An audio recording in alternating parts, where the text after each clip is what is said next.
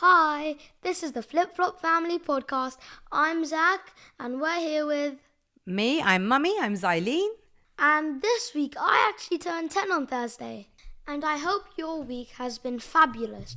Maybe your kids have finished school on Friday or Wednesday, or maybe they finished this week, or maybe they finished a couple of weeks ago. But anyways, I just hope you've had fun. Yeah, lots going on this week and next week, and the roads should be getting quieter as all the kids finish school. Double digits for you, Zachariah. We had so much planned, didn't we? And it all kind of went a bit pear-shaped.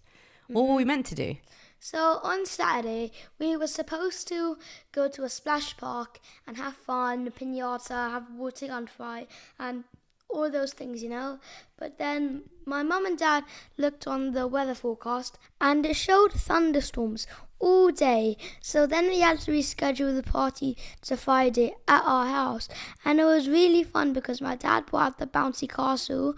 We went on the trampoline, played a bit of football, and and Friday was a lovely day because it wasn't raining or anything like that. It was sunny, we had ice creams, some kids had lollies, and It was boiling actually, so we were really lucky to have one hot day, weren't we? Because then Saturday was a complete and utter disaster. Washout. So now you are double digits, Zach, 10 years old. Yes. Do you think it comes with some changes or some more responsibilities maybe? Yeah, I wouldn't talk about the part of responsibilities, but I would say I can listen to a couple more Central C songs. Oh, no, you can't listen to more Central C songs I because there's a can. lot of swearing in it, Zach. I can listen to the clean version, can't I? Well, yeah, I guess. But still, the stuff that Central C raps about or drills about is not really for your ears, Zach. I'm not in book, my flat delayed. No, thank so I you. jumped in average and I'm lost in the part of the ETA. Lambo podcast is not for Lambo rapping, strip Zach. everyone in my gang, my DJ. No, thank you. Right, so other than maybe being able to listen to some music that you weren't able to listen to when you were 9 years old, actually, when you turn 10, there are a lot of changes upon us now. These include developing a strong sense of independence, like maybe you wanted to try and go to school on your own. Obviously, what did you get for your birthday? BMX bike. Yeah, so would you think you'd feel like you could go to school on your own now on the bike? Yeah. Well, there you go. So that's one of those things. Also, forming like closer friendships and starting to question authority, which I feel like you definitely do. What do you mean? Like a lot of answering back and like, why do I have to do this? Why do I have to do that? Yeah, so what else are we talking about? So the other big change is cognitive development. So What is that? they're really at this age, children should be able to focus on activities for longer periods and enjoy the tasks that actually require a lot more attention. I mean, you do like sort of making and creating stuff, don't you? And I feel like you can attend for quite long when you're making Lego or making something, but other tasks perhaps maybe not so much. Yeah, I would say like maybe doing the utility, like that's our boot room, like cleaning it up, that'll take a short amount of time. Maybe if I'm doing something that I enjoy, like boxing or making Lego, as you said. You can do it for longer periods. Yeah, but when it's your More fun. chores, like cleaning the utility, you're like over it in a minute. And, as I interrupt, getting no money. Yes, no, you're not getting any pocket money still, sadly. Very, very sad. But other changes might be. Abstract thinking. People begin to think about things that they can't see or touch and understand hypothetical situations. Also, developing values. They start to form their own opinions on right and wrong and develop a stronger sense of justice. A stronger sense of justice. I feel like you're already quite strong, Zach, when it comes to that sort of thing.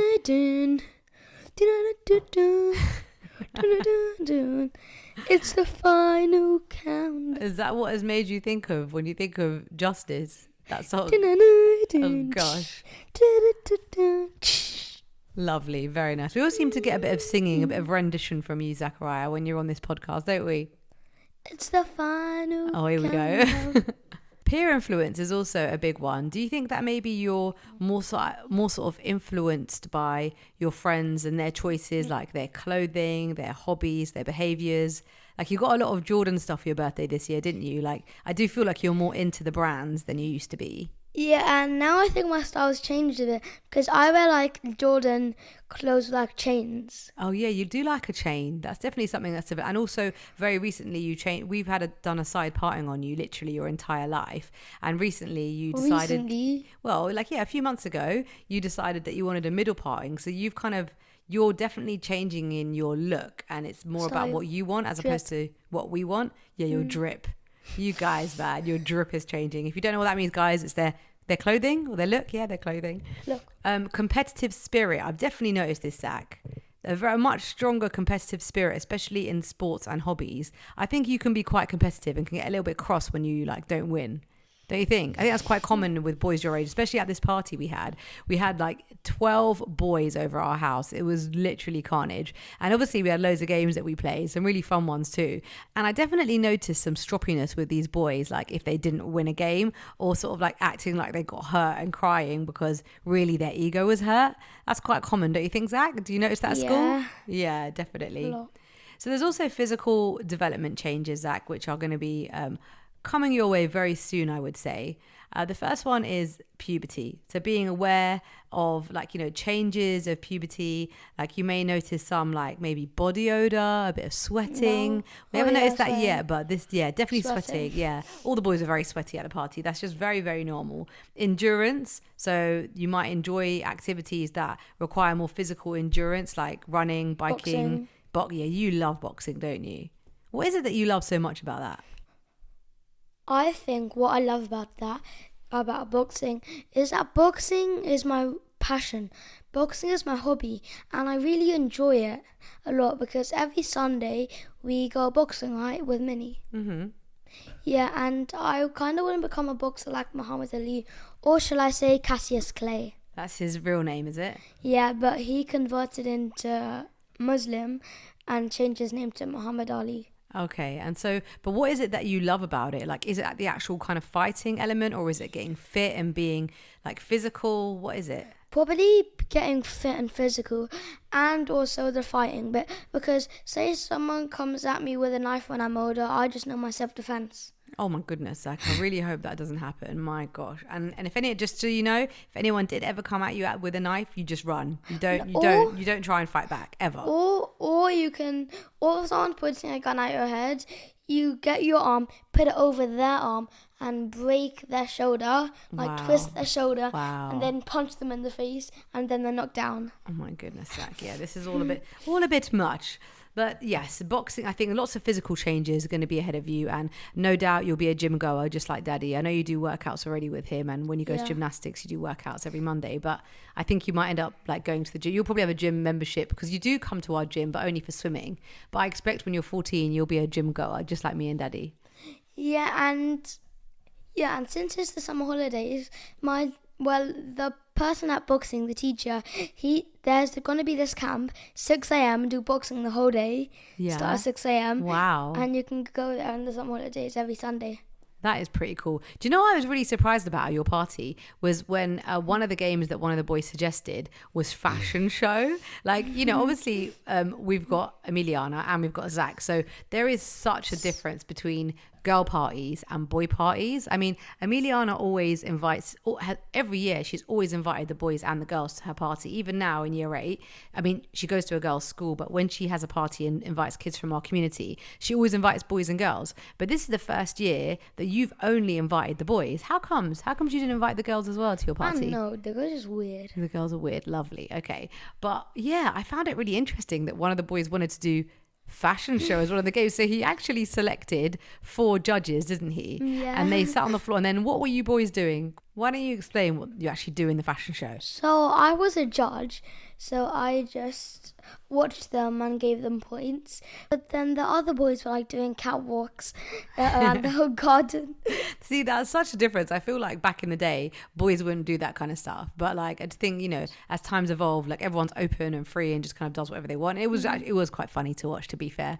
But with what is really interesting for me is when I was looking up kind of things to talk to you about and things that you might expect to go through in this next year as you go from 10 to 11, which we already touched on, was those cognitive changes. And at the moment, you are obviously studying for your 11 plus exam.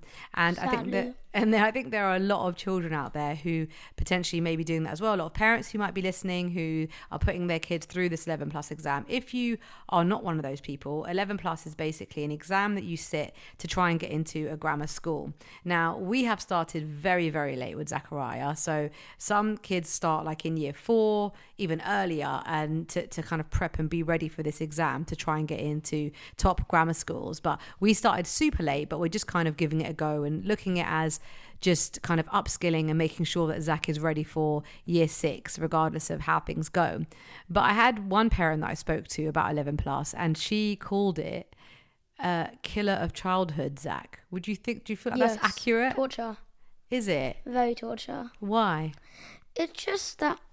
So basically, you haven't been in the generation where there's work to do. What are you talking about? I did so much work at school. And 11 plus. Yeah, that was around, Zach, but I didn't do it. Well, I think it might have been around. I didn't do 11 plus, but I did work hard in primary school. Yeah, sure. Yeah, I did. Very hard, actually. But yeah, definitely your friend didn't do it.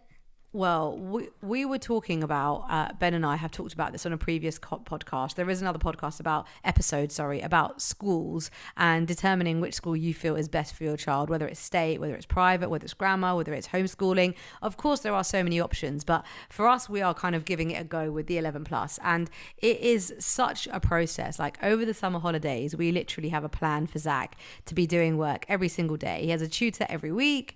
But that is really nothing, I feel like, in comparison. Like some of your friends that I've spoken to, Zach, they have to go to Why speaking to my friends? They go to see a tutor every day. That is a lot of work to do. It is. And I swear they get like 5 hours of homework every day. Yeah, there are some programs, Zachy, where kids go every single day and then they do get homework that they've got to do as well. Yeah, it's a lot of work, and it's a lot of pressure to put on children. At the end of the day, they are 9 and 10 years old. I mean, potentially younger if you started earlier. And there is always that wonder of, should we be putting that much pressure on children to achieve, when I just feel that, of course, depending on the school they go to, they may be open and they may be able to access different opportunities. But at the end of the day, I feel like if your child wants to learn, they're going to learn no matter which environment they're put in. Do you feel like it's a lot of pressure on you, Zach? Yeah, because say I don't get past the 11 plus, I would just feel like sad. Well, I wouldn't feel sad for me. Okay. No, but I would feel sad a bit since you guys wanted me to pass and I didn't. Okay. And I would feel sad because all the good 11 plus schools, all the grammar schools, they have like these massive playgrounds. Well, there are a lot of state schools that have massive programs too. And I know that you don't really want to, I know there's a school that you want to go to that most of your friends are going to, and it isn't a grammar, which we could try for. So I know that you don't really have a lot of motivation or determination when it comes to doing the prep. Would you say that's accurate? Yeah, I would say that's a bit accurate because this local school, the local secondary school, I could ride my bike there every day and it would just be really fun. I could take my AirPods, listen to music whilst I'm riding. It would be really fun. But then there's a non-grammar school that all my friends are going to, but it's in Pinner. That's a bit far from where we live. Yeah, I mean, I think choosing a school that is local is fantastic, especially because when I think about it, like I would love the idea of you and Emiliana going to school together, because our local boys' secondary school is opposite Emiliana's school, and as they don't go to the same school, it would be so nice if they could at least walk to school and back from school. If you have sort of children where you have one of each gender and they end up going to separate schools, it's quite sad really, especially if they've been together in primary school. So having one more chance, like being together and walking to school and walking back from school, I just think it's quite precious. Don't you, Zachy? Yeah, I also think that, because there's that one time that your parents can have when you're really young, and you can only have that one time, and that's precious, I would say, like you, because that's only when you're young, but when you're older, you want to become more independent, I'd say. So the moral of what I'm saying is spend as much time with your kids as you like. What about spending time with your siblings? Because I feel like another thing about turning 10 is sort of like more arguments with siblings. And there's definitely way more arguments with you and Emiliana than there ever used to be. And I think it's because you're getting to that age now. Whereas before, Emiliana might argue with you and you would just back down and not bother. Whereas now you retaliate. Yeah, because to day I was shooting her with my new Nerf gun. My friend got me at my party, and it goes really far, and it hurts. And I went really close to her and started shooting her, and then she's done my Nerf gun, but then I took all the bullets so she couldn't shoot me. There you go. This is the life of siblings. It can be absolutely crazy. And this summer, of course, we have 6 weeks to go, both kids in the house, and we are counting down to Zach's exam on the 6th of September. So in order to keep things a bit in order, what is our routine going to be, Zachy, over the summer? So I think 2 hours in the morning, 1 hour have a break and do another hour, and then we can just play in the afternoon, do whatever we want. As you say, work hard, play soft. No, work hard, play hard. Work hard, play hard. Yeah, I think being able to sort of balance the 11 prep work over the 11 plus prep over the summer holidays should be a bit easier, as you won't be going to school every single day. So we can just do a little bit each day and have some fun in the afternoon. And I am going to try and make it a bit more fun for you, Zachy. Yeah, sure. I think, it's really important for parents to try and sort of manage the emotional side of children going through the 11 plus, avoiding sort of burnout, and just really trying their best. If you are teaching your kids as well, unfortunately, if you are the mother or the father and the teacher, it is such a difficult role, and sort of trying to create a calm environment at home can be really challenging, especially if your child is struggling to get through something, through the material. It can be so hard. And for me, I always have to remind myself to kind of just like speak softly and be calm. But it is easy to just kind of, get out of control, I would say. And I know there's going to be times in the summer where I don't really want to do it because it might be a bit boring for me. But in the end, if I don't pass the test, it will help me in my year 6 SATs. Yeah, I think regardless, I think we just try our best. And like you said, it will just top up what you already know and make sure that you are definitely ready for year 6, which is going to be upon us very, very soon. If you're listening to this episode and you have younger children, perhaps they're just finishing reception, or maybe nieces, nephews, or even grandkids, I would say that if grammar schools is something that you are planning for with them and you're not sure where or when, but you think that might be something that they're going to go for, my advice to you would be to get them to start doing workbooks for verbal reasoning and non-verbal reasoning, as those are two subjects that a lot of the grammar schools test, and that is not taught at school. I mean, don't get me wrong, there are a lot of transferable skills with that, and if you do like brain games and like spatial awareness and all this kind of stuff, it does encompass verbal reasoning and non-verbal reasoning, but the subject itself is not taught at school. So if your child is going to sit these exams and then later on, let's say year 3, 4, 5, you start doing it, it's not late, it's great, but if you've started it earlier, they're going to understand it more, and it's just going to become more fluent and very easy to recognize sort of patterns and sequences. So I would say that my advice as a mother is that if this is something that you are considering for them, it can't hurt, but just maybe to go online and order a few of those books, verbal reasoning and non-verbal reasoning, because like I said, it's just not taught at school, and maths and English is taught at school, and those are the other two subjects that are often tested for. Various grammar schools will test different things, like the consortium that Zach is going to be trying for only does verbal reasoning and maths, but a well-known grammar school, QE Boys, they do maths and English. Others do all 4. So just a little tip for you, if you have younger children and you are considering grammar school, maybe just have a little squiz at verbal reasoning and non-verbal reasoning book, just to see what kind of things are in there and how you can perhaps incorporate that into their daily life to help them to be able to spot these things. So my 3 top tips if you are managing the 11 plus prep this summer would be to stay flexible. Definitely try to study in the morning, because I feel like kids are way more alert at that time. Keep it as fun as you can and celebrate small wins. Remember, Rome was not built in a day. So my top tips would be practice a little and often. Don't panic if you get stuff wrong. And as I say, have snacks handy. You love a good snack. And good luck to all the kids out there. You got this if you're doing the 11 plus. Oh, that's really nice, Zach. Yeah, well done, and good luck to everybody out there who is studying for whatever you are trying to do this summer, whether you're trying to get better at a sport, whether you're trying to do the 11 plus, or whether you're trying to get a promotion at work, whatever it is. I wish you all the best, and I hope it is amazing. And when you are doing something and working hard at it, of course you do need breaks. And our top tip for days out this summer has got to be British parks. We have so many lovely green open spaces that are absolutely free, and I would say try and maybe visit some parks that you haven't visited before. I have a few on my list. Like when I'm driving around areas that I'm not normally in and I see a park that looks nice, I make sure that I remember it and jot it down in my notes on my phone. So I've got a little list for us, Saki, of different parks for us to go and visit this summer, so we can do that. I think that's a really cool thing to do over the summer. Lots of days out, as summer holidays can work out expensive, so it's great when you can find free things to do. And my song of the week would be Blame It on the Boogie by the Jacksons, and it's starring Michael Jackson. Oh, what a fantastic song, Zach. We are still listening to Michael Jackson tunes after we went to see the musical. What was it called again? I've forgotten. Just MJ the Musical, wasn't it, actually? Yeah. After we watched that, we've just been really into Michael Jackson tunes, and we still are.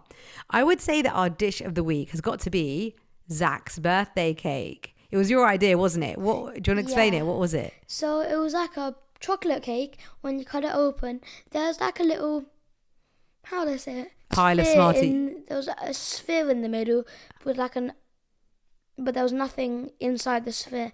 There was just M&Ms. Yeah. Well, fake M&Ms. Yeah, or Smarties. I basically just cut out a hole in the cake and filled them with Smarties because Zach wanted that kind of wow factor. Yeah, and then you would open it, Smarties come filling out.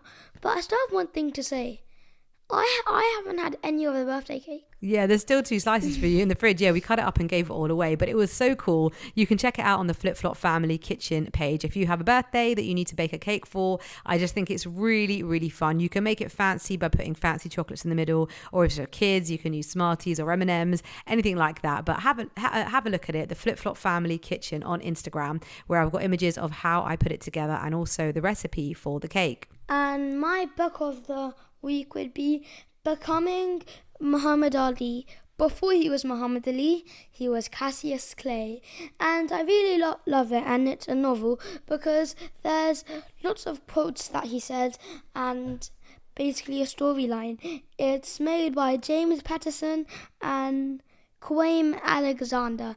And there's one thing I want to read out from the book. So on page 13, before the fight, a reporter asked me if I thought I was as good as Joe Louis or Sugar Ray was at my age. I told him, I don't think I'm as good. I'm better. I've got more flow than Joe, more slay than Ray. I'm sweeter, stronger, and faster. As a matter of fact, I'm so fast I can't even catch myself. And I think that's such a good couple lines out from the book, because it shows us how confident Muhammad Ali was and how good he was, I guess, because as a matter of fact, I'm so fast I can't even catch myself. Yeah, he's very motivated, and I think that book is quite a motivating book, isn't it? Like, it really encourages you to be the best version of yourself, wouldn't you say? Yes, whenever I read this book, I feel very enlightened by what he says and what he does. I love that. I think it's really important to read a book that, brings the best out in you. That's amazing. So if you want to check out that book, remind us again, it is called Becoming Muhammad Ali, and it's by James Patterson and Kwame Alexander. It's a red book, and it has kind of a cartoon image of Muhammad Ali on the front. Love it. Well done. Thank you so much, Zach. It's been awesome having you here today, Zaki, and talking to all you lovely listeners out there. We hope you've enjoyed this podcast episode today, which has been all about 11 plus prep, turning 10 years old, And Muhammad Ali. and Muhammad Ali, and all the things that are to come between the ages of 10 and 11. We hope you have an amazing week ahead, and as always, we'll catch you again next week as we release an episode every single week. Thank you for listening, and again, I'm Zach. And I'm Xylene. See you next time. Bye.